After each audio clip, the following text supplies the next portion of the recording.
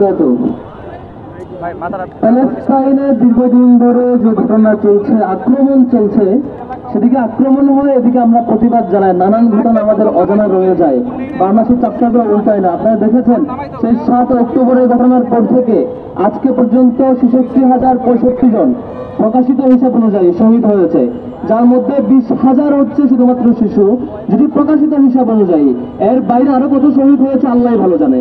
যেখানে সংবাদকর্মীরা সংবাদ সংগ্রহ করতে গিয়ে শহীদ হয়েছেন 365 জন, যেটি প্রকাশ করা হিসাব অনুযায়ী।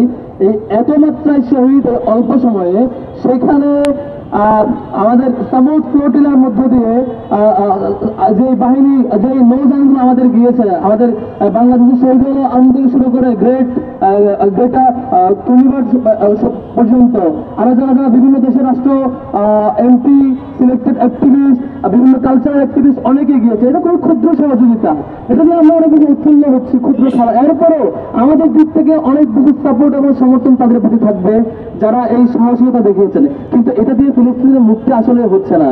বিশেষে আমাদের যে শহীদের ঘটনা, শাহাদাতের ঘটনা অনবরত ঘটছে, এখনো মারা যাচ্ছে, এখনো শহীদ হচ্ছে। এই যে ইসরায়েলের ব্যাপারে প্রতিবাদ প্রতিরোধ, এর মধ্যে দিয়ে সমাধান হচ্ছে না।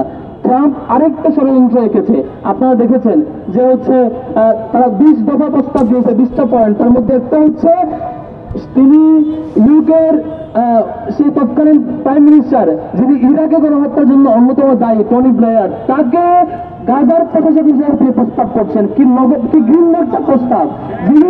যিনি ইরাকের গণহত্যার জন্য অন্যতম দায়ী ব্যক্তি, তাকে গাজার বর্তমান ক্রাইসিস ম্যানেজমেন্টের জন্য প্রশাসক হিসেবে প্রস্তাব করছে। আমরা এই প্রস্তাবনার নিন্দা জানাচ্ছি এবং বাংলাদেশ সরকারকে এই প্রস্তাবের নিন্দা অবশ্যই জানাতে হবে। বাংলাদেশ সরকারের প্রতি আমরা সেই দাবি জানাই।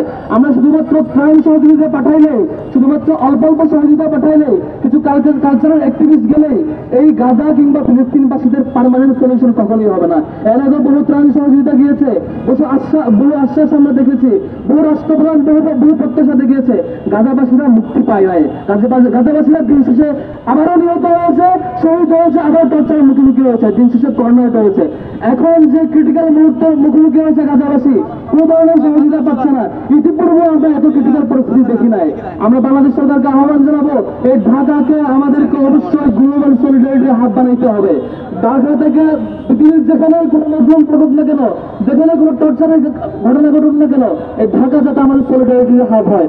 আমরা দেখেছি সদ্য কয়েকদিন আগে বাংলাদেশের একটি আমাদের প্রাইভেট ইউনিভার্সিটিতে 3 শতাধিক ফিলিস্তিনি নাগরিককে আসবার কথা ছিল স্টুডেন্ট হিসাবে, সেটি ডিপ্লোম্যাটিক বিভিন্ন কারণে সেটি ক্যান্সেল করা হয়েছে। সেটারও আমরা নিন্দা জানাচ্ছি।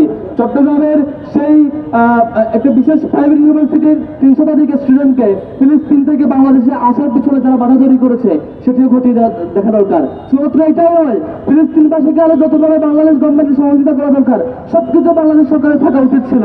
সেটি আমরা ব্যর্থ হয়েছি, সেটা আমরা দেখি না সফল রেসপন্সটা।